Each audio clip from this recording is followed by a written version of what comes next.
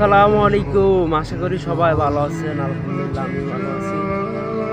তো আলহামদুলিল্লাহ দেখতে দেখতে আমাদের কিন্তু 10টি রমজান শেষ হয়ে গেছে।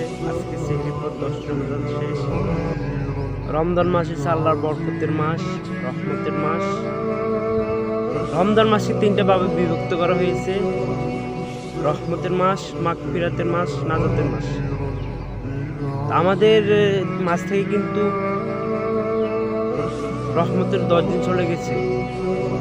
সামনে 10 দিন হবে মাগফিরাতের 10 দিন, এর 10 দিন হবে নাজাতের 10 দিন। তো জানি না আমরা কি ইবাদত করতে পারছি এই 10 দিনে, সামনে কি ইবাদত করতে পারবো আমরা জানি না। আল্লাহ আমাদেরকে ইবাদত করার তৌফিক দান করুন। আসলে ভাই দেখেন, রমজান মাস আল্লাহর কত রহমতের মাস। এই রমজান মাসে ইসলামে বলতেছে যে এই রমজান মাসে বেশি খরচ করার লাই। আপনার এক বছর কিন্তু 12 মাসই হয়।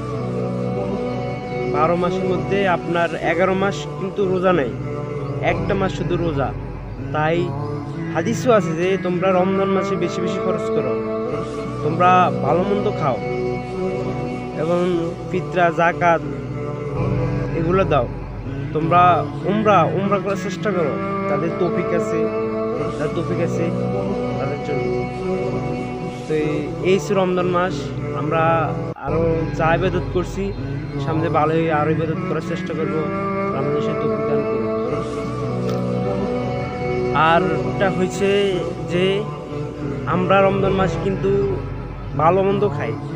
আমরা অনেকে মাছ মাংস দিয়ে ভাত খাই, আমাদের পাশের লোক আছে সাথে খেতে পারে না, তার তৌফিক নাই।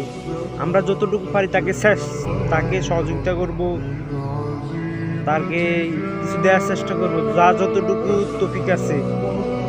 আমরা সবাই যেন মিলেমিশে থাকতে পারি, এটাই। ভালো থাকবেন। আর আমাদের ভিডিও যদি ভালো লাগে অবশ্যই লাইক করে শেয়ার করে দিবেন। আল্লাহ হাফেজ।